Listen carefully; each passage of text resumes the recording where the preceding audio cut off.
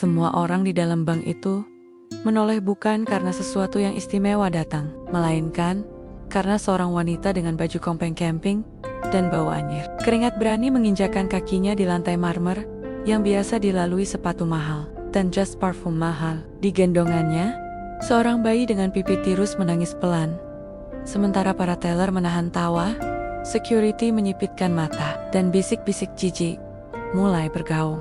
Yang tak mereka tahu, wanita itu datang bukan untuk meminta belas kasih, tapi untuk mengambil miliknya 100 miliar rupiah yang mereka anggap mustahil berasal dari tangan sekotor itu. Lantas, bagaimana mungkin dunia bisa begitu cepat menghakimi dari selembar kain yang lusuh tanpa tahu luka dan sejarah yang tertanam di baliknya? Sebelum kita lanjut ceritanya, jangan lupa untuk subscribe, like, dan tulis amin di kolom komentar agar kita semua selalu dalam lindungan Allah Subhanahu wa Ta'ala, diberikan kesehatan serta dijauhkan dari segala mara bahaya. Tonton video ini sampai habis karena ada pesan menyentuh yang sayang banget kalau dilewatkan, dan akhir cerita yang sangat tak terduga. Sekarang, yuk kita lanjut ceritanya. Langit Jakarta mendung. Angin membawa debu jalanan yang berterbangan dari arah kendaraan-kendaraan mewah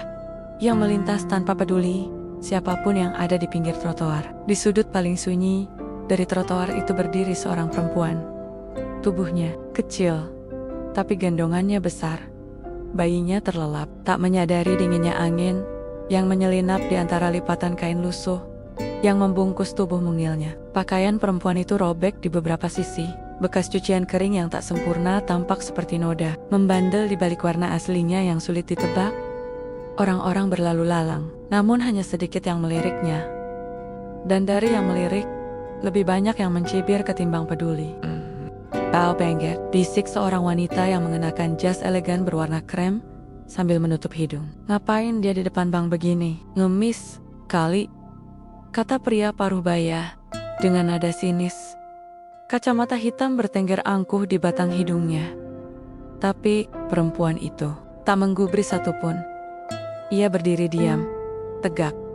Wajahnya kotor, tapi sorot matanya tajam, menyimpan sesuatu yang entah ketakutan, harapan, atau mungkin luka. Tangannya yang kurus menarik ujung kerudungnya agar menutupi wajah. Gendongan semakin erat saat bayinya menggeliat pelan dan mengeluarkan suara lirih, seperti keluhan lapar. Perempuan itu menunduk, menatap anaknya. "Sebentar lagi, Nak, Ibu janji."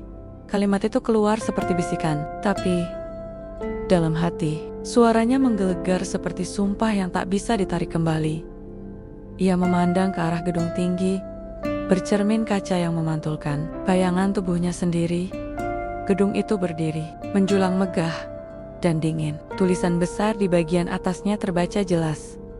Bank Sentral Nusantara. Bangunan itu seolah berkata, "Kau tak pantas masuk ke sini." Namun langkahnya tak surut. Ia mendekat. 1, 2, 3 langkah.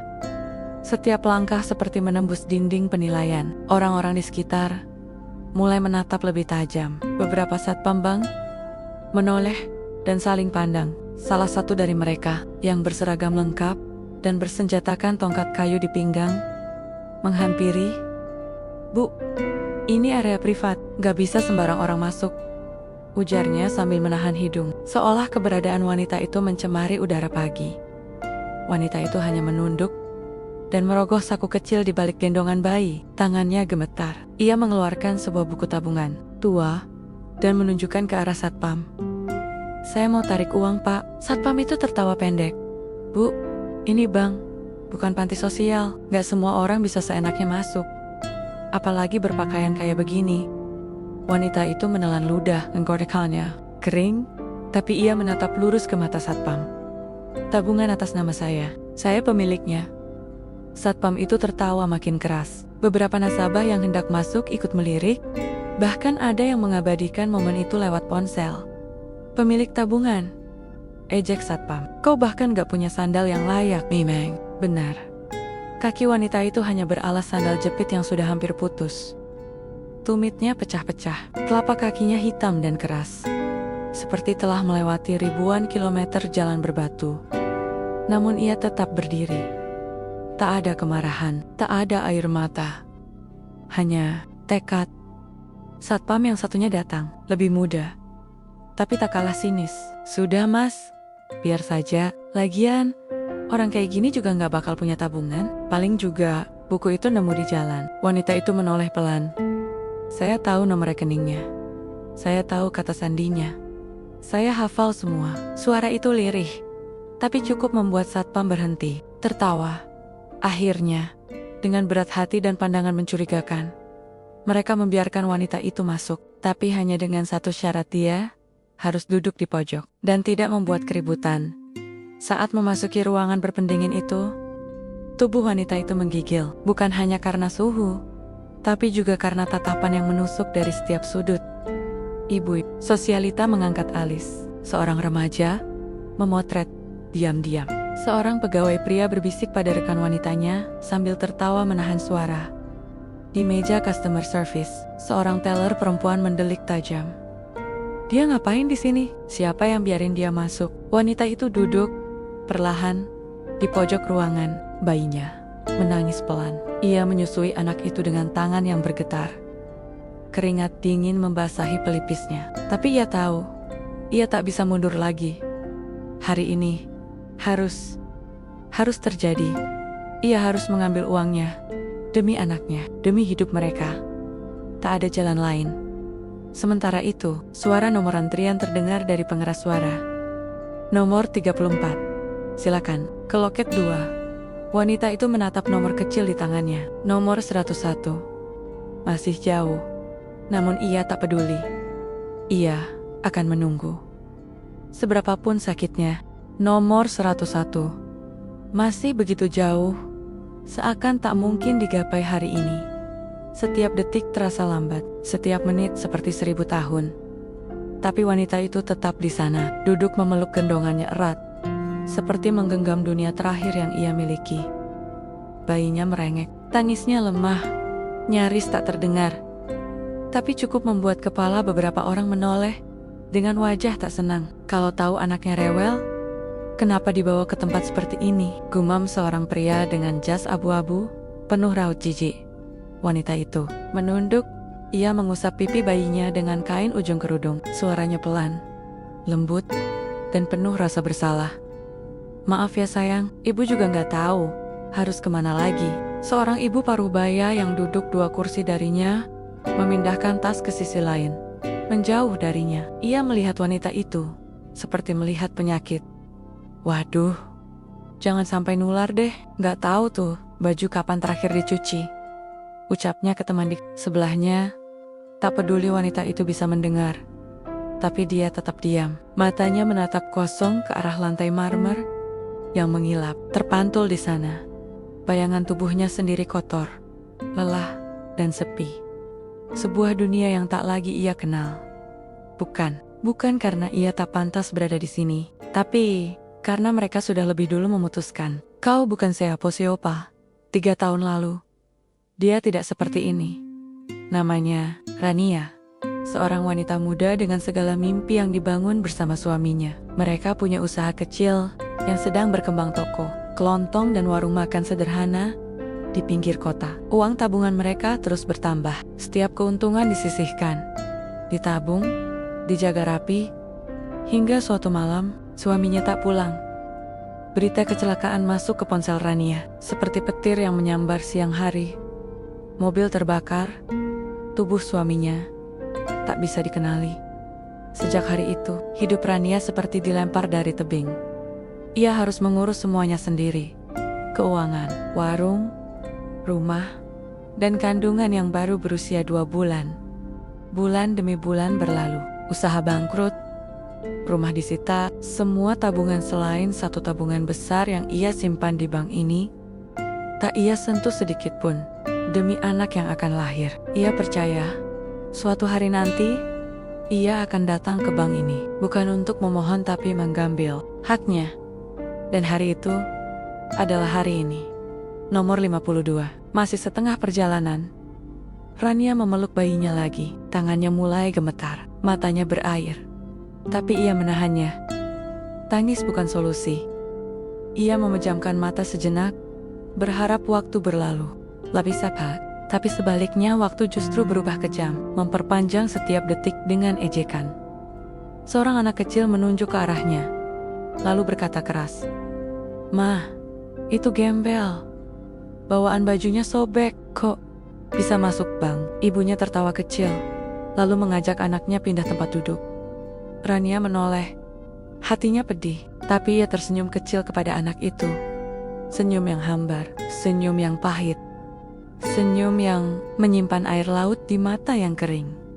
Air laut itu tak pernah tumpah, karena sejak hari suaminya dikubur tanpa wajah, Rania sudah lupa cara menangis. Jam dinding menunjukkan pukul 11 siang. Salah satu teller, perempuan muda dengan rambut terikat rapi dan wajah penuh makeup, berteriak sambil tertawa ke arah security. Mas, tuh orang gembel masih di situ. Kirain udah kapok." Security itu hanya nyengir. "Belum gue usir sih, tapi kalau bikin masalah, gue tendang keluar." Mereka tertawa bersama.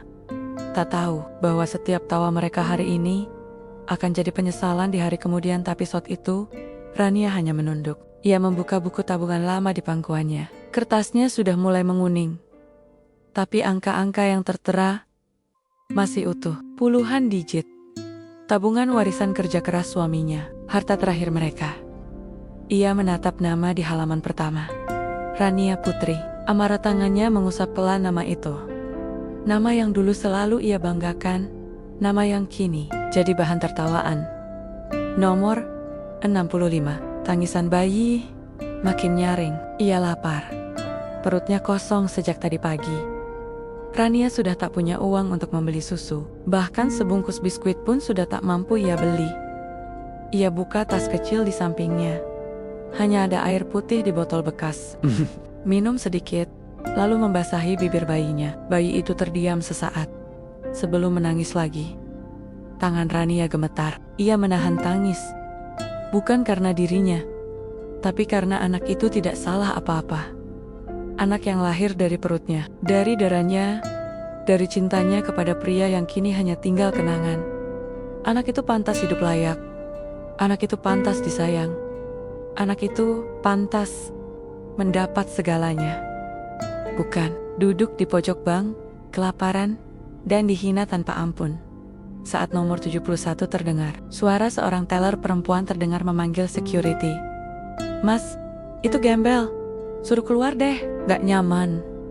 Lihat dia di sini." Kasihan nasabah yang lain, security itu menghampiri. Langkahnya berat, tapi bukan karena ragu, melainkan karena malas menghadapi bau busuk, seperti yang dikatakannya dalam hati.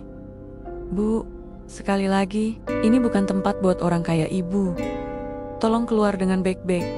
Rania menatapnya. "Lama, Pak. Saya sudah antri. Saya punya nomor. Saya juga punya tabungan. Saya hanya ingin mengambil uang saya." Security itu tertawa pendek. "Semua orang bisa ngomong gitu, Bu. Tapi lihat penampilan ibu. Mana ada orang kaya pakaiannya kayak karung beras." Orang-orang mulai berkumpul, tertarik dengan keributan kecil itu. Sebagian menonton, sebagian merekam. Tapi tak ada satupun yang membela, dan Rania tetap diam. Sampai seorang pria tua berseragam petugas kebersihan muncul dari arah belakang. Ia menatap Rania lama, lalu berbisik pada security, "Biarkan dia. Saya yang tanggung jawab kalau nanti ada masalah." Security bingung, tapi akhirnya mundur. Rania hanya menunduk. Orang tua itu memberi isyarat lewat mata, dan dalam diam, dua mata yang penuh luka itu saling memahami. Mereka sama-sama tahu dunia tak pernah adil bagi orang yang terlihat lemah, tapi mereka juga tahu bahwa di dunia yang menghina diam-diam, kadang ada satu orang yang menyimpan dunia di dalam dompetnya. Nomor 78, silakan ke loket 3. Suara dari pengeras itu menggema pelan di ruang tunggu bank. Tapi di telinga Rania, suara itu seperti palu, mengetuk setiap inci hatinya yang letih. Ia memeluk bayinya lebih erat, mencoba mengalihkan tangis yang sejak tadi tak berhenti. Anak itu menggeliat, haus, lapar, resah. Seperti ibunya. Rania menarik napas panjang. Duduk di bangku keras itu, seperti duduk di panggung penghinaan. Setiap menit bukan sekadar menunggu tapi menanggung tatapan. Tatapan yang tak sekadar melihat, tapi menghakimi. Tatapan yang menusuk dan meninggalkan luka dalam. Jauh di bawah kulit. Di depan loket 1, seorang teller perempuan bernama Alia berdiri dan menunjuk ke arah Rania sambil bicara pada rekan di sebelahnya. Serius deh, kok bisa ya ada orang kayak gitu masuk ke bank ini? Nih bank kan standar premium, gak ngerti satpamnya sih. Apaan coba bawa bayi nangis-nangis? Terus bau pancake lagi. Teller di sebelahnya ikut menanggapi sambil tertawa kecil.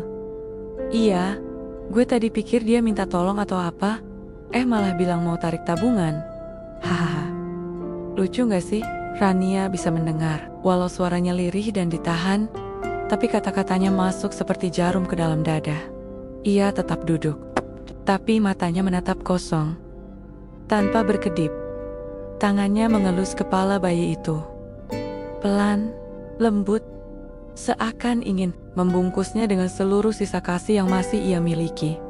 Bentar lagi, nak. Sebentar lagi ya. Anaknya menangis lagi. Rania membuka sedikit kerudungnya, menyusui dengan tangan gemetar, sambil sesekali menghapus keringat dari dahinya yang dingin. Ia sudah lelah.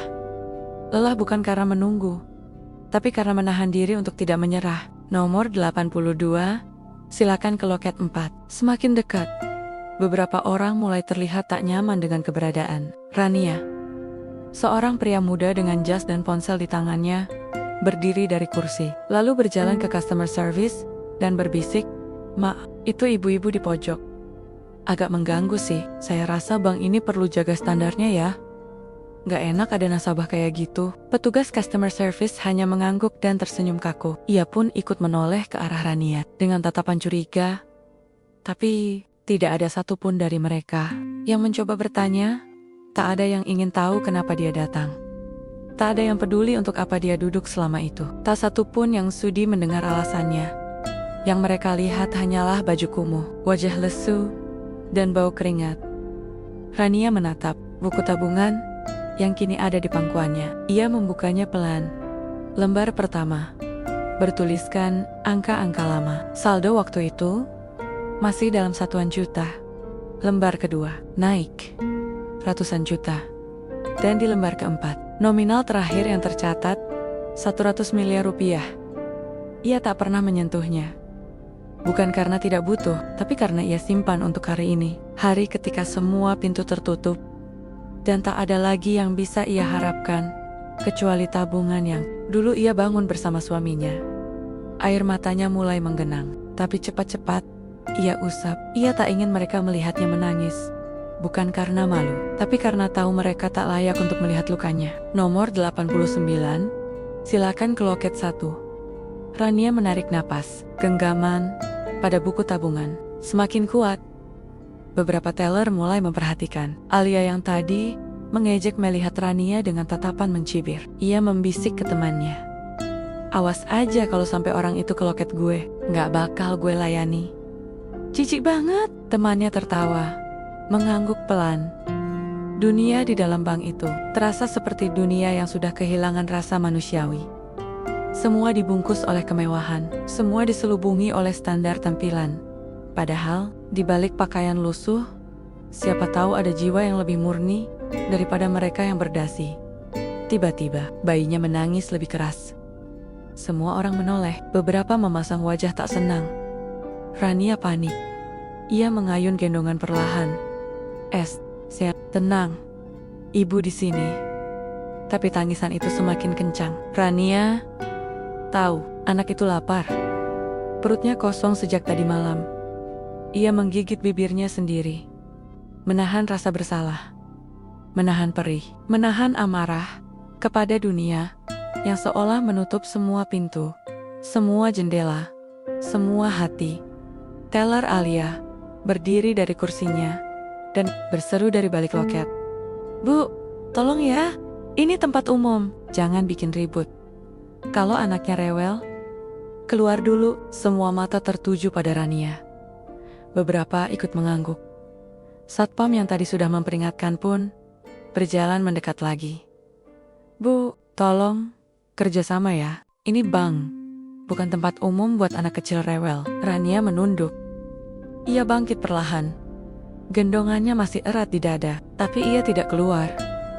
Ia hanya berdiri dan berkata, "Nomor saya belum dipanggil, Pak. Saya punya nomor antrian." Satpam tampak kesal. "Lalu kalau bikin keributan terus, gimana? Ibu gak kasihan sama yang lain?" Rania menatap matanya. Dalam, tegas, tapi tetap dengan nada lembut. "Saya juga kasihan, Pak. Tapi saya lebih kasihan sama anak saya yang belum makan. Dari tadi malam, seketika suasana jadi hening. Tak ada yang berkata apa-apa. Bahkan teller Alia pun tak bersuara. Namun keheningan itu hanya sesaat. Karena suara-suara itu akan kembali memaku. Nomor 92, silakan ke loket 3. Rania duduk kembali. Ia peluk anaknya. Ia tutup telinganya. Bukan karena takut, tapi karena lelah. Lelah mendengar tawa, lelah mendengar bisik-bisik, lelah mendengar dunia yang tak pernah mau mendengar balik. Ia hanya ingin satu hal, mengambil uangnya, lalu pergi, dan tidak pernah kembali ke tempat yang membuat manusia lupa. Caranya, berperasaan. Nomor 97, silakan ke loket 4. Detik demi detik menetes seperti air hujan, dari atap bocor lambat, nyaring, dan mengganggu. Tapi bagi Rania, suara itu adalah pertanda bahwa waktunya hampir tiba. Ia menggenggam nomor antriannya yang mulai basah oleh keringat. Nomor 101, hanya 4 nomor lagi. Namun, justru di saat mendekati harapan, ujian terasa semakin kejam. Bayi dalam gendongannya kembali rewel. Tangisan lirih berubah menjadi jeritan kecil yang menusuk telinga. Wajahnya pucat, bibirnya mengering. Nafasnya pendek-pendek, tubuhnya lemah dalam pelukan. Seorang wanita muda yang duduk tak jauh dari Rania, berdiri dengan wajah kesal. "Ih, bisa enggak sih kasih anak itu susu? Kasihan loh, nangis terus dari tadi." Rania menunduk. Matanya sembab. Tangannya menggigil. Ia ingin menjawab, ingin berkata bahwa ia tak punya uang untuk membeli susu. Tapi bibirnya keluh. Tak ada yang mau mendengar. Tak ada yang mau mengerti. Di meja loket 1, teller Alia berbisik ke rekan sebelahnya, menunjuk ke arah Rania dengan dagu. "Gue harap dia nggak ke loket gue." "Jijik, sumpah." Temannya terkekeh. "Kalau dapet, kasih aja slip kosong, biar dia bingung sendiri." Mereka tertawa ringan, seolah menyakiti bukan lagi dosa, hanya candaan sore hari. Jam menunjukkan hampir pukul 1 siang. Petugas resepsionis mengumumkan bahwa beberapa teller akan istirahat. Rania yang mendengarnya langsung cemas.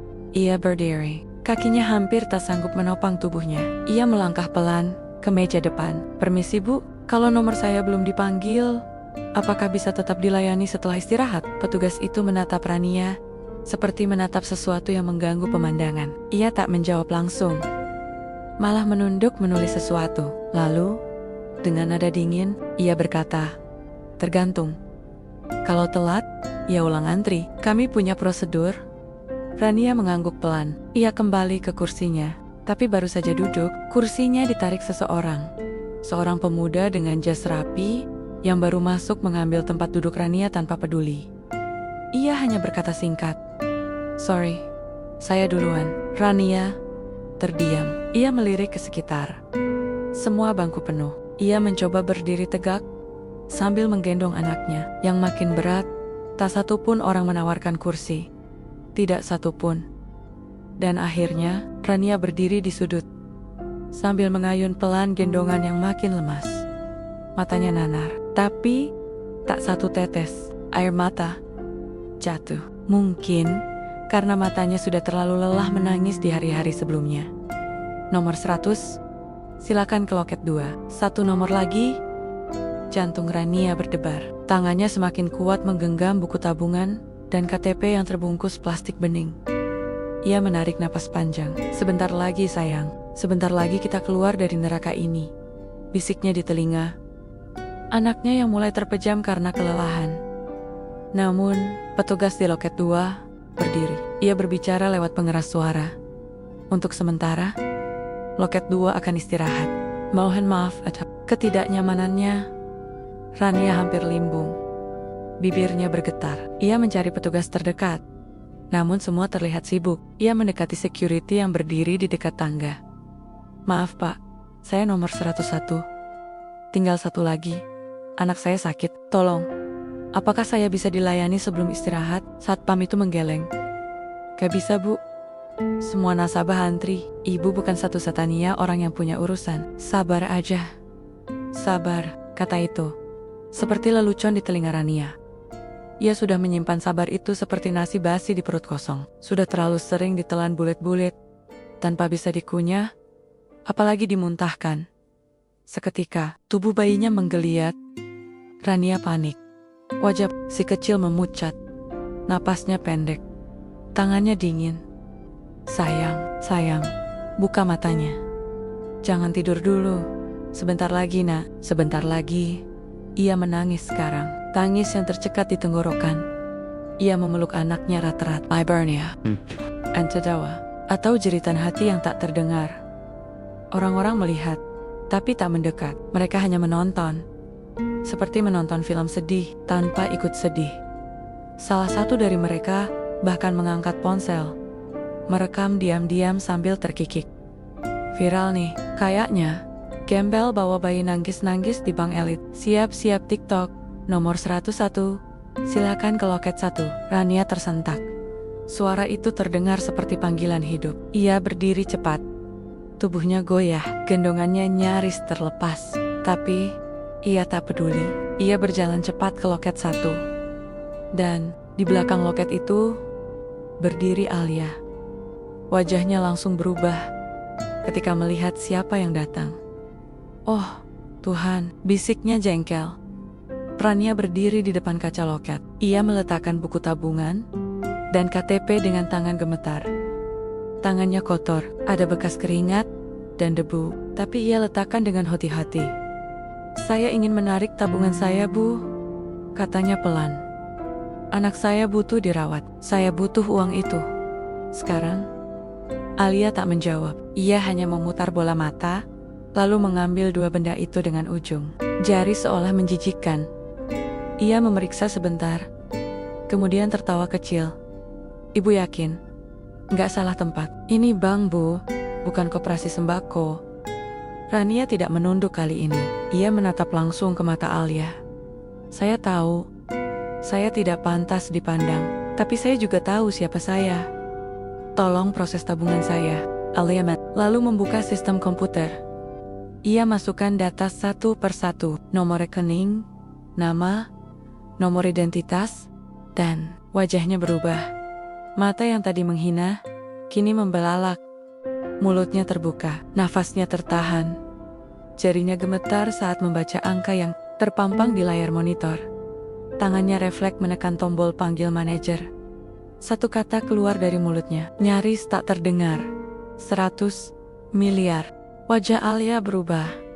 Tawa yang sebelumnya menghiasi bibirnya, lenyap, hilang ditelan kejutan besar yang terpampang jelas di layar monitor di depannya. Mata itu yang semula tajam menghina kini, melebar karena tak percaya.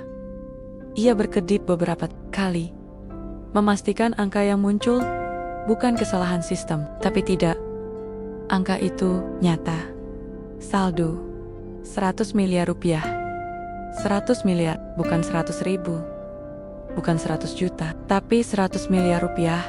Angka yang cukup untuk membeli gedung tempatnya bekerja. Angka yang lebih besar dari tabungan seluruh keluarganya digabung menjadi satu. Angka yang tak mungkin, menurut pikirannya, dimiliki oleh seorang wanita bau, dekil, dan berpakaian seperti pengungsi bencana. Alia menelan ludah. Tangannya gemetar saat memegang KTP Rania lagi. Ia membaca nama itu dengan lebih saksama. Rania Putri Amara. Nama itu tak asing, sangat tidak asing. Ia mengernyit, berusaha mengingat sesuatu dari masa lalu. Rania berdiri tenang, matanya menatap kosong ke arah teller yang kini seperti patung hidup. Ia tahu detik ini pasti datang, detik di mana mereka akhirnya tahu siapa yang mereka hina. Bayi dalam gendongannya masih lemas. Tapi kini tangisnya pelan, seolah tahu ibunya tak sedang kalah. Seolah tahu harapan baru akan dimulai dari sini, Bu. Suara Alia akhirnya keluar. Kecil, nyaris seperti bisikan. Rania menoleh. Ya, saya akan memanggil manajer ya. Prosedur untuk nominal besar harus diverifikasi. Katanya terbata-bata. Rania mengangguk. Silakan, Alia. Berdiri. Cepat. Ia berjalan tergesa, nyaris seperti berlari kecil, menuju ruangan manajer operasional. Tapi sebelum membuka pintu, ia sempat menoleh ke belakang, menatap tubuh kumuh wanita yang baru saja menghapus seluruh prasangkanya dengan satu digit di layar komputer. Di ruangan tertutup itu, suasana berubah serius. Manajer operasional, seorang pria berkacamata bernama Pak Dion, membaca data rekening itu berulang-ulang. 100 miliar? Atas nama siapa tadi? Tanyanya. Alia menelan ludah. Rania Putri Amara, Pak. Dion mengangguk pelan. Tapi, ini data aktif. Tidak ada penipuan. Bahkan tabungan ini termasuk rekening prioritas. Tapi tidak pernah ditarik sejak 5 tahun lalu. Alia mengangguk cepat. Dan dia sekarang di loket saya, Pak. Tapi penampilannya benar-benar, kalimat itu mengambang. Ia tak berani melanjutkan. Pak Dion menatapnya tajam. Kamu mempermalukannya? Alia terdiam. Wajahnya memucat. Turunkan nada bicaramu. Jangan nilai nasabah dari tampilan. Berapapun uangmu di rekening, kamu pegawai. Dia nasabah prioritas. Kalau dia komplain, kantor pusat bisa turunkan sanksi. Deg. Alia gemetar. Panggil satpam. Persiapkan ruang VIP. Layani dia sebagaimana mestinya. Lanjut Dion. Sementara itu, di ruang tunggu, semua mata mulai menoleh ke arah Rania lagi. Tapi tatapan mereka mulai berubah. Satpam yang semula kasar, kini mendekat dengan nada hati-hati. Bu Rania, mohon maaf, manajer kami ingin mengajak ibu ke ruang khusus. Supaya lebih nyaman. Rania mengangkat alis. Kenapa sekarang baru merasa saya perlu kenyamanan, Pak? Satpam itu tercekat, tak bisa menjawab. Tapi Rania tak ingin berlama-lama birthbed. Ia tahu, anaknya butuh segera dibawa ke rumah sakit. Ia tahu, waktu adalah nyawa. Jadi ia hanya mengangguk. Baik, tapi saya ingin prosesnya cepat. Satpam mengangguk. Siap, Bu. Kami proses sekarang. Alia menunggu di ruang VIP. Saat Rania masuk, Alia berdiri cepat. Tersenyum kaku. Bu, mohon maaf atas ketidaknyamanan tadi. Saya tidak tahu. Rania tak menjawab. Ia hanya menatap lurus ke mata Alia. Tatapan yang lebih tajam dari 1000 hinaan yang pernah Alia ucapkan sepanjang hidupnya. Namun, di dalam tatapan itu, tak ada dendam, hanya kecewa. Dan kecewa dari orang yang tidak membalas adalah tamparan yang paling menyakitkan. Rania duduk di kursi empuk. AC ruangan itu sejuk. Meja marmer, air mineral dalam botol kaca. Ruang itu sangat berbeda dari tempat ia menunggu 2 jam lalu. Di meja, Alia mengetik cepat. Ia proses permintaan penarikan dana. Tak berani berbicara lebih dari yang diminta. Berapa nominal yang ibu ingin tarik? Tanyanya perlahan. Rania menjawab singkat. 200 juta. Sisanya tetap di sana. Alia mengangguk cepat. Rania menyerahkan buku tabungan dan KTP. Dalam hati, ia masih gemetar. Bukan karena takut, tapi karena baru kali ini dalam hidupnya. Kebenaran berteriak tanpa perlu teriak. Proses penarikan selesai. 200 juta disiapkan dalam bentuk tunai, dan sebagian ditransfer ke rekening berjalan. Rania mengambil semua itu tanpa banyak bicara. Alia sempat berkata lirih, "Saya minta maaf, Bu." Rania berhenti sejenak. Ia menatap Alia dan berkata dengan suara pelan, penuh luka, "Kalian lihat saya seperti binatang. Tapi Naya Tania, saya kuma ibu yang ingin anaknya hidup." Alia tertunduk. Saat Rania keluar dari ruang VIP, suasana bank berubah sunyi. Orang-orang yang tadi menertawakan, kini menunduk. Satpam yang dulu mengusir, kini membungkuk. Beberapa nasabah bahkan berdiri, memberi jalan. Tapi Rania tak butuh jalan. Ia sudah melewati jalan yang lebih menyakitkan sepanjang hidupnya. Dan kini, langkahnya tak goyah. Ia menggendong anaknya dengan uang di tas. Tapi lebih dari itu, dengan harga diri yang tak bisa dibeli siapapun. Subscribe dulu yuk, sebelum lanjut ceritanya. Karena setelah ini, kita akan masuk bab yang mulai menegangkan dan memasuki akhir cerita yang sangat tidak terduga. Siapkan kopi, cemilanmu, dan atur posisimu senyaman mungkin. Sekarang, yuk kita lanjutkan lagi ceritanya. Siang mulai merambat ke sore. Matahari menyelinap dari balik gedang-gedang tinggi, seolah mengintip diam-diam apa yang tengah terjadi di jantung kota yang sibuk itu. Langkah Rania perlahan keluar dari gedung Bank Sentral Nusantara. Melewati karpet merah yang tak pernah ia impikan untuk injak. Bayi dalam gendongannya sudah tertidur. Uang 200 juta dalam tas selempang tua di pinggangnya. Sisa dari 100 miliar masih tersimpan aman. Namun yang lebih berharga dari angka-angka itu adalah harga dirinya yang utuh kembali. Ia melangkah tenang melewati semua orang yang kini menatap dengan rasa bersalah. Tapi, semua itu terlambat. Terlalu terlambat. Tak jauh dari pintu keluar bank, wartawan lokal dari kanal berita digital sudah menunggu. Entah siapa yang membocorkan. Mungkin pegawai, mungkin satpam, atau mungkin hanya manusia biasa yang gemar menjadikan luka orang lain sebagai bahan tontonan. Bu, maaf bu, kami dari media Nusantara Update. Boleh kami tanya beberapa hal? Rania mengernyit. Maaf, saya buru-buru. Anak saya sakit. Wartawan itu menyodorkan mikrofon, menghalangi jalannya. Benarkah ibu tadi menarik uang 200 juta dari rekening 100 miliar milik sendiri? Benarkah ibu sempat dihina pegawai bank? Karena penampilan ibu, Rania diam. Pandangan matanya berubah dingin. Saya tidak ingin diwawancarai.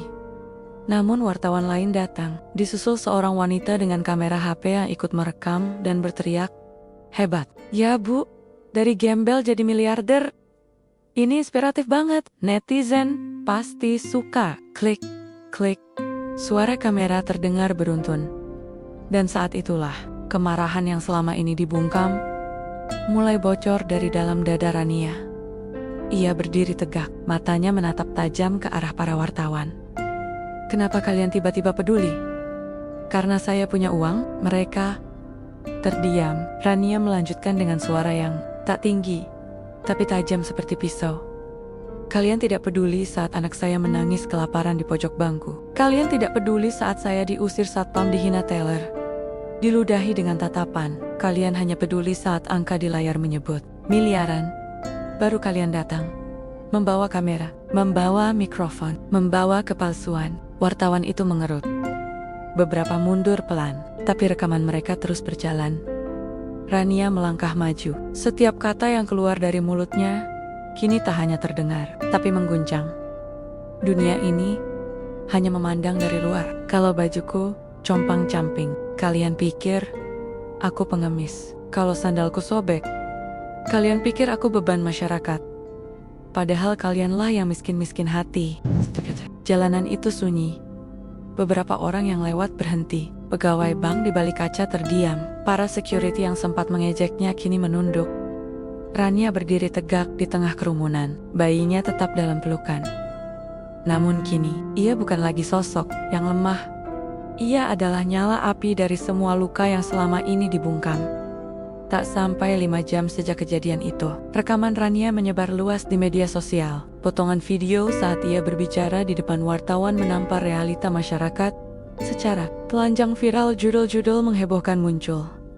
Wanita gembel ini ternyata punya tabungan 100 miliar. Ini kata-katanya yang menampar netizen, dihina karena bau dan kumuh. Kini jadi simbol perlawanan kaum terpinggirkan. Siapa sebenarnya Rania? Kisah tragis di balik 100 miliar yang membungkam dunia. Followernya di media sosial naik ribuan dalam hitungan jam. Video itu diunggah ulang ratusan akun. Ada yang kagum, ada yang merasa malu, ada pula yang mulai membela Rania. Setelah semua hinaan dilontarkan tanpa ampun. Tapi semua itu tak membuat hati Rania bahagia, karena ia tahu dunia baru bersimpati saat uang muncul. Dunia baru bersimpuh Saat angka ditampilkan, di malam yang sama, Direktur Utama Bank Sentral Nusantara menggelar konferensi pers. Wajahnya kaku. Ia membaca pernyataan tertulis. Kami dari pihak bank menyampaikan permintaan maaf yang sebesar-besarnya kepada Ibu Rania Putri Amara atas perlakuan yang tidak pantas dari staf kami. Kami menjunjung tinggi prinsip kesetaraan pelayanan dan akan melakukan evaluasi internal menyeluruh. Tapi semua itu terdengar hampa. Karena permintaan maaf yang muncul setelah aib terbongkar bukanlah pertobatan, melainkan strategi menyelamatkan wajah. Keesokan harinya, Rania duduk di teras kecil kontrakan yang ia sewa dengan uangnya. Ia menyuapi anaknya dengan bubur hangat yang baru dibeli. Anak itu tertawa kecil untuk pertama kalinya. Sejak sekian lama, ada ketenangan di wajah mungil itu. Namun di layar ponselnya, pesen-pesen tak berhenti masuk. Ajakan, wawancara, undangan, podcast, permintaan kerjasama bisnis. Semuanya mendadak peduli. Semuanya mendadak menghormati. Padahal semalam, ia dianggap kotor, menjijikkan, dan pengganggu. Rania menatap langit pagi yang cerah. Tangannya menggenggam erat gendongan anaknya. Dan untuk pertama kalinya, air matanya jatuh. Bukan karena hinaan, bukan karena sakit, tapi karena ia sadar dunia ini hanya akan berubah kalau ada orang yang cukup kuat untuk tidak ikut berubah bersamanya. Pagi itu, langit tak terlalu cerah. Mentari seolah enggan bersinar penuh, seperti tahu ada sesuatu yang tidak selesai di balik gudang-gedang megah dan status sosial yang palsu. Di sebuah ruangan rapat tertutup di lantai paling atas gedung Bank Sentral Nusantara, suasana tegang menyelimuti udara. Direktur Utama duduk di tengah, wajahnya keras, rahangnya menegang. Di hadapannya, para manajer cabang, kepala operasional, dan bagian hubungan masyarakat menunduk tak tenang. Jadi, siapa yang pertama kali memperlakukan Bu Rania tidak semestinya? Semua saling pandang, tak ada yang menjawab. Direktur memutar laptop ke arah semua. Video viral Rania ditampilkan. Wajah mereka teler, satpam, petugas customer service muncul satu persatu. Jelas, tanpa bisa disangkal, teller atas nama Alia Pak, jawab Pak Dion akhirnya. Suara pelan. Direktur memijit pelipisnya. Dan security? CS. Semuanya diam. Tidak ada yang menghentikan, tak ada suara. Direktur berdiri, tangannya mengepal di atas meja. Kita bukan hanya kehilangan wajah, kita kepercayaan publik. Dalam satu malam, seluruh netizen menyorot bank kita seolah kita tempat yang hanya ramah pada yang pakai jas dan mengusir yang pakai sandal jepit. Lakukan evaluasi menyeluruh. Semua yang terlibat nonaktifkan, beri sanksi, dan satu lagi. Direktur menatap tajam ke seluruh ruangan. Hubungi Bu Rania. Saya ingin bertemu langsung dengannya. Bukan untuk sekadar meminta maaf, tapi karena saya yakin dia menyimpan sesuatu yang lebih dari sekadar saldo 100 miliar. Sementara itu, Rania sedang menjemur pakaian di halaman kontrakan kecilnya. Baju-baju mungil anaknya bergantung rapi. Ia tak menyangka hidup bisa terasa tenang. Setelah badai yang begitu lama mengguncang, tiba-tiba HP-nya bergetar. Sebuah nomor tak dikenal muncul. Rania mengangkatnya. Selamat pagi, apakah ini Ibu Rania Putri Amara? Ya, saya sendiri. Maaf, ini siapa?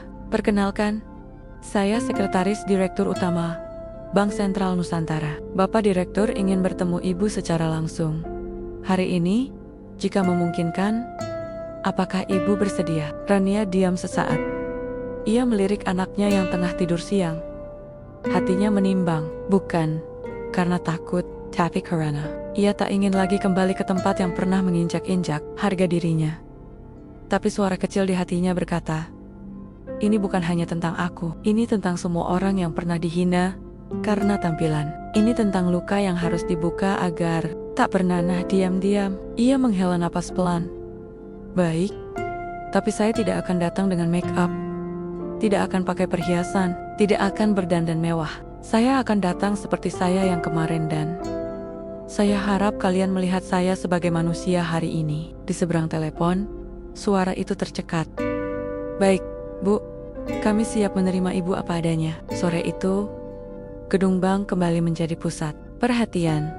Mobil SUV hitam berhenti tepat di depan pintu utama. Tapi bukan mobil itu yang menarik perhatian, melainkan penumpangnya. Seorang wanita sederhana, mengenakan kerudung pudar, kemeja lusuh, dan sandal jepit turun sambil menggendong anak balitanya yang tertidur. Di belakangnya, pengemudi dari pihak bank menunduk, membuka pintu dengan sopan. Semua mata tertuju padanya, tapi kali ini, tak satu pun tawa terdengar. Tak ada lagi yang mencibir. Yang ada, hanya diam. Dan diam itu bicara lebih keras dari 1000 kata. Di lantai atas, Rania dipersilakan duduk di ruang rapat utama. Tidak di depan tapi di tengah. Di kursi yang selama ini hanya dipakai untuk tamu kehormatan atau rekan investor penting. Direktur datang. Ia berdiri dengan kedua tangan menyatu di depan dada. Terima kasih ibu, sudah bersedia datang. Rania hanya mengangguk. Sebelumnya, izinkan saya menyampaikan maaf sedalam-dalamnya, bukan sebagai pimpinan bank ini, tapi sebagai manusia. Kepada manusia, ia menunduk, hening, lama, sampai akhirnya Rania membuka suara. Bukan maaf yang saya butuhkan, Pak, tapi perubahan. Direktur mengangkat kepala. Perubahan? Rania menatap lurus ke matanya. Berapa banyak orang yang ditolak haknya hanya karena tampilannya? Berapa banyak orang yang membawa harapan ke bank, tapi pulang dengan rasa malu? Ia menunjuk ke dirinya sendiri. Lihat saya. Kemarin, saya dianggap aib. Hari ini, saya dianggap aset. Tapi saya sama saja. Saya masih Rania. Tak berubah. Direktur menelan ludah. Semua orang di ruangan itu tak berkedip. Rania melanjutkan, kini dengan suara yang tak goyah.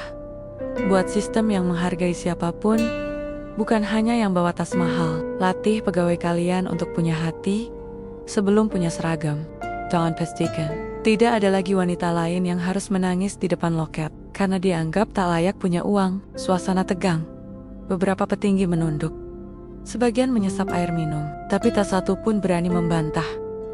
Karena apa yang diucapkan Rania adalah kebenaran yang selama ini hanya dibisikkan di lorong-lorong kasakusuk. Direktur mengangguk. Saya janji Bu, kami akan buat perubahan.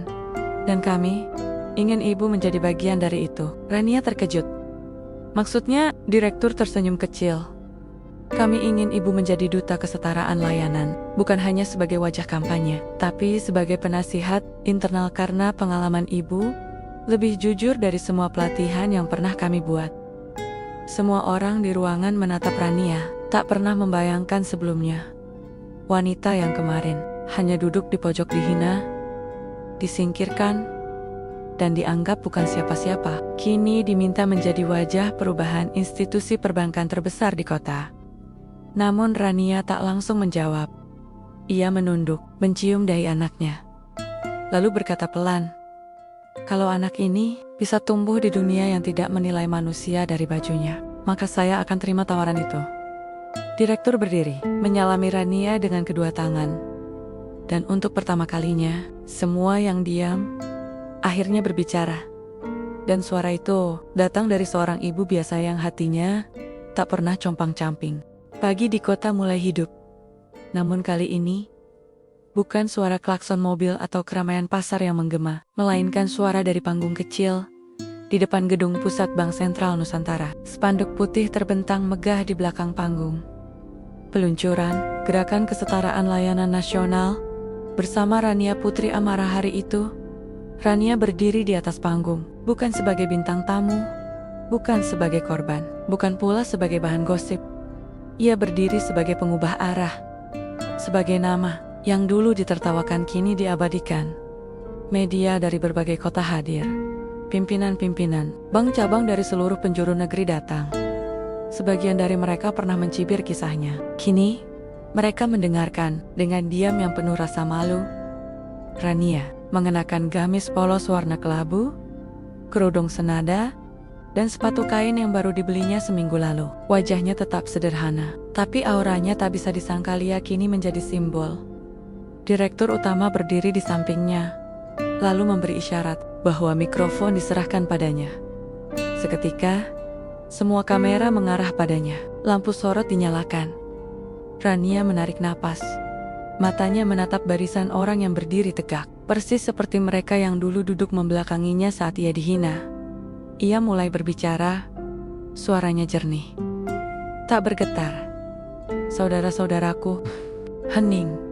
Hari itu, saat saya datang ke bank, saya hanya ingin menarik uang saya. Saya tidak datang minta belas kasihan. Saya hanya ingin hak saya, namun yang saya dapatkan bukan pelayanan melainkan penghinaan, penolakan, tatapan penuh, cemoohan.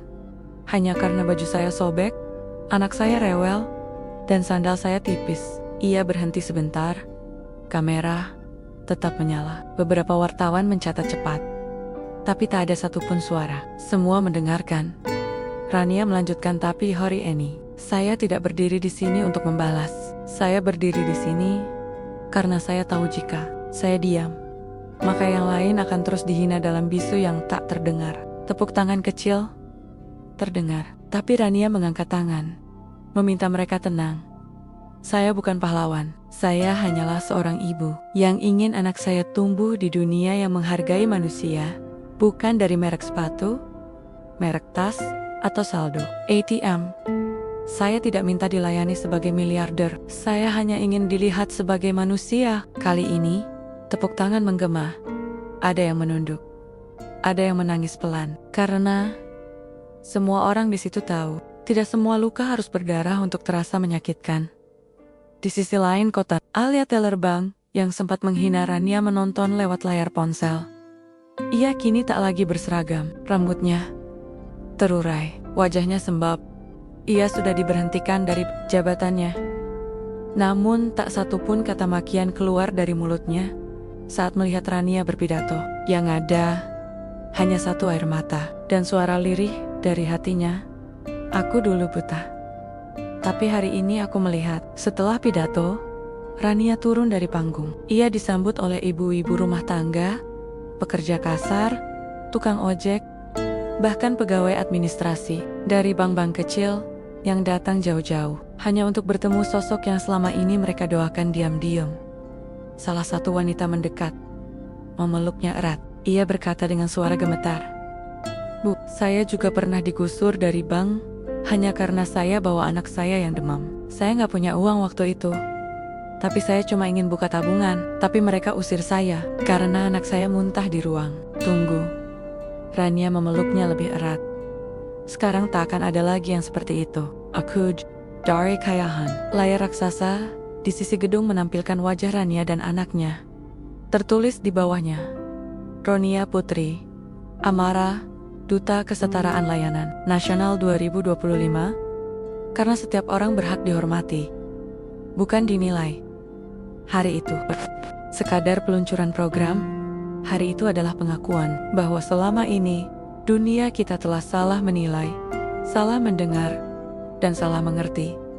Malam harinya, Rania kembali ke kontrakan sederhana. Ia tidak tinggal di apartemen mewah, meski sudah bisa. Ia tidak beli mobil mahal, meski mampu. Ia hanya mengganti ranjang anaknya dengan yang lebih empuk dan menyimpan beberapa ratus juta di rekening tabungan. Jangka panjang, ia tahu kekayaan sejati bukan pada banyaknya uang, tapi pada sedikitnya alasan untuk menunduk di hadapan manusia. Saat menidurkan anaknya malam itu, Rania berbisik lembut ke telinga mungil itu. "Besok nak, saat kamu besar, dan orang-orang bertanya siapa ibumu, katakan saja, dia bukan siapa-siapa." Tapi dia tidak diam. Ketika banyak yang diperlakukan seperti bukan siapa-siapa, tangannya mengelus pipi anaknya. Air matanya jatuh, tapi tidak pahit. Karena kali ini, air mata itu datang dari luka yang telah sembuh. Dan dunia akhirnya mendengar.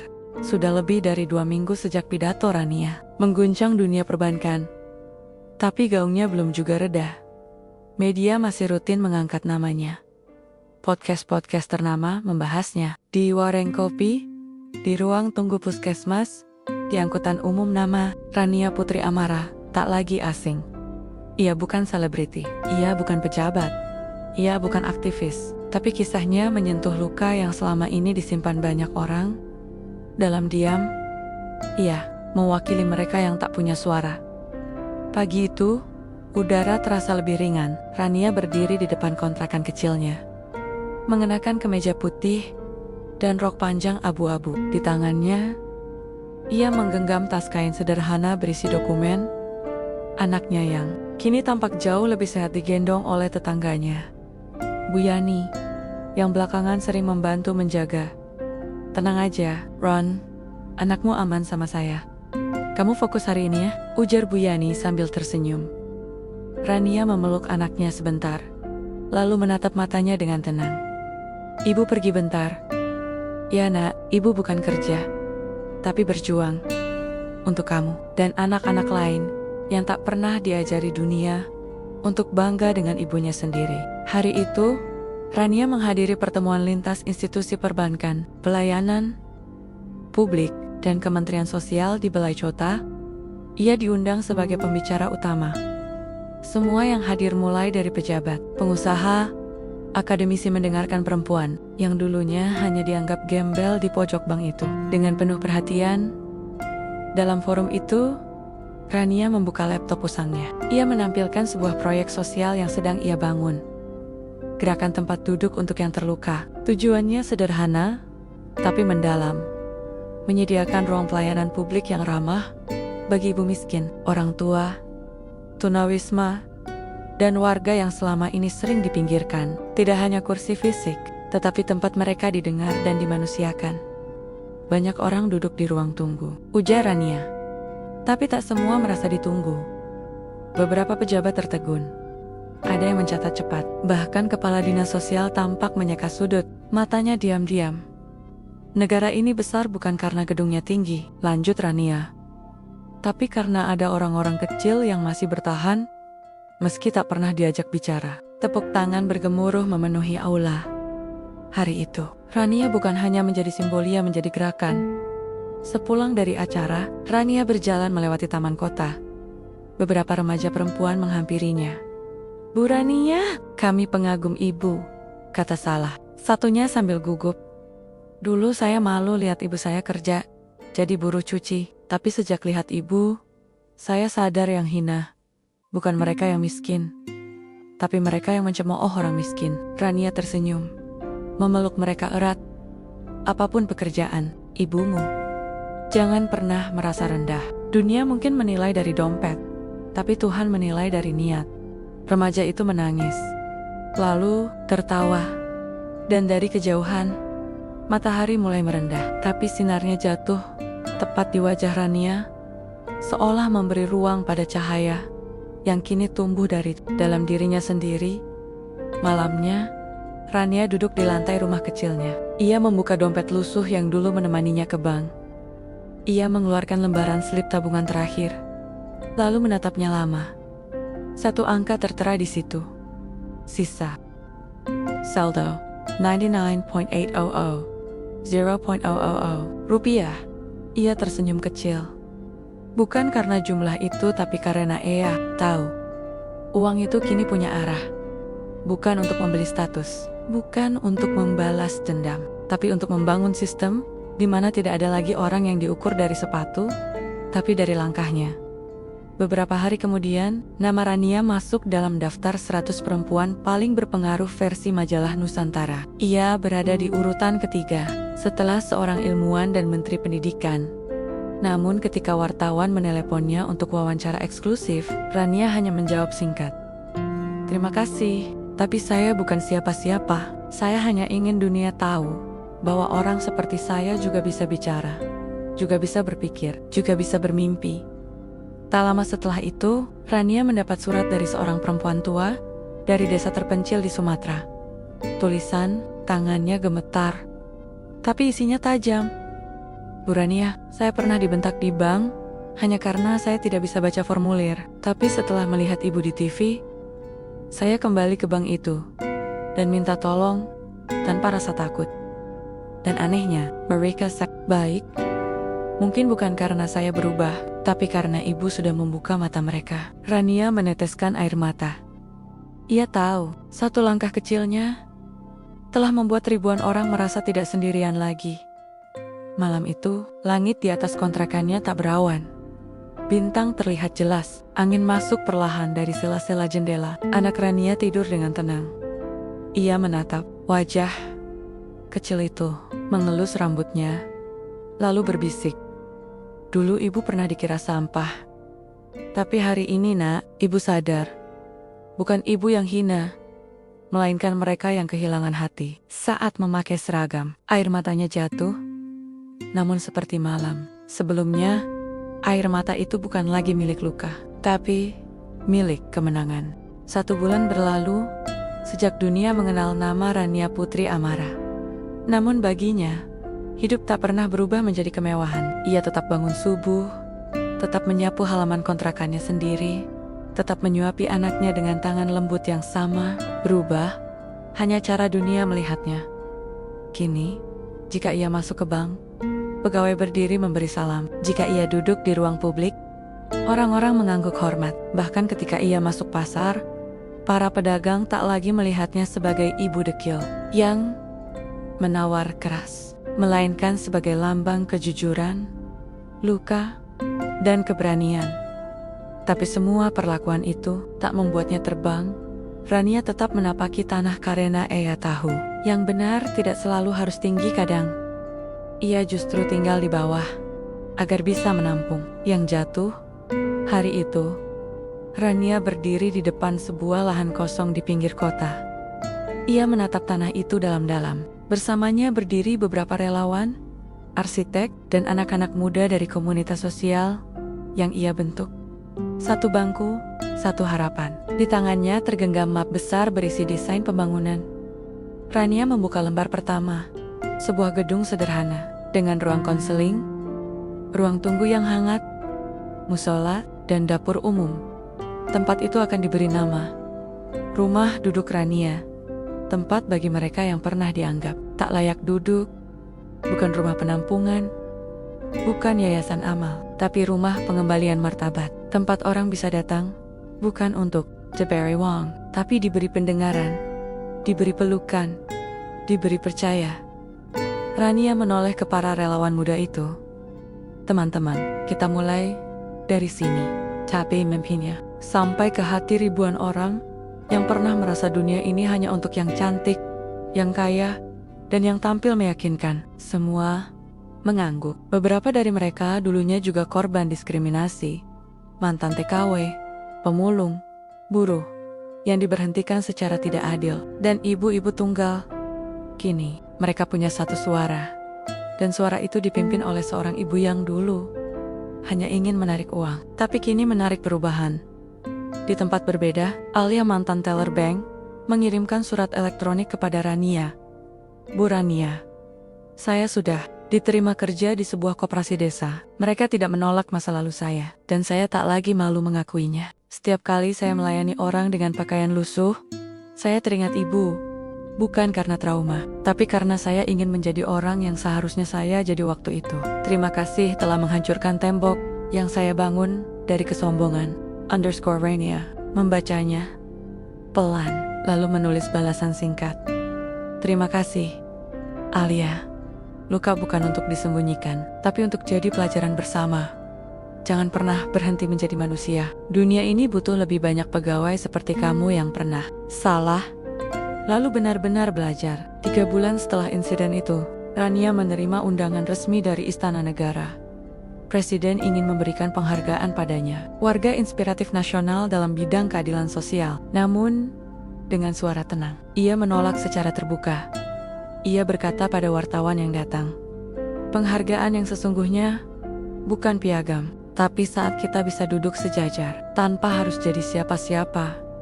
Keputusan itu membuatnya semakin disegani. Ia dianggap bukan hanya pemberani, tapi teguh. Hari berganti malam. Rania duduk di depan jendela rumah kontrakannya, memandangi langit gelap yang dihiasi kelip bintang. Anaknya yang kini bisa berjalan perlahan datang menghampirinya. Ia membawa secari kertas kecil, penuh coretan krayon. Mama, ini gambar Mama, katanya sambil tersenyum polos. Rania menatap gambar itu di Curtis. itu terlihat sosok wanita dengan kerudung, menggandeng anak kecil di bawah langit dan satu matahari besar. Di sebelahnya tertulis tulisan, tangan gemetar. Ibu terkuat di dunia Rania memeluk anaknya erat. Air matanya jatuh lagi. Tapi kini, bukan dari luka, melainkan dari kebanggaan yang tak pernah bisa ditukar dengan 100 miliar sekalipun. Cerita Rania ditulis ulang dalam berbagai versi. Ada yang menulisnya sebagai buku, ada yang mengangkatnya menjadi film pendek, ada pula yang menamai anaknya Amara, karena ingin anak mereka kuat seperti dia. Namun bagi Rania, hidup tetaplah sederhana. Karena pada akhirnya, yang membuatnya dikenang, bukan saldo rekeningnya, bukan viralnya, dan bukan panggung-panggung itu, melainkan satu hal kecil, yang bahkan tak semua orang mampu melakukannya. Bertahan tanpa kehilangan hati. Dan ketika dunia kembali geger dengan isu baru, tren baru, orang-orang baru, nama Rania mungkin akan hilang dari layar kaca, tapi tidak dari ingatan mereka yang pernah dia genggam tangannya. Ketika dunia menyuruh mereka pergi, selembar kain bisa jadi penghalang, tapi hati yang jujur akan selalu menemukan jalan pulang. Terima kasih buat kalian yang setia mendengarkan cerita ini sampai akhir. Komen amin, agar kita semua dilancarkan rezekinya oleh Allah. Jangan lupa juga untuk share ke grup keluarga, grup alumni, agar mereka juga terinspirasi dari cerita ini. Sampai jumpa di lain waktu. Selamat beraktivitas kembali.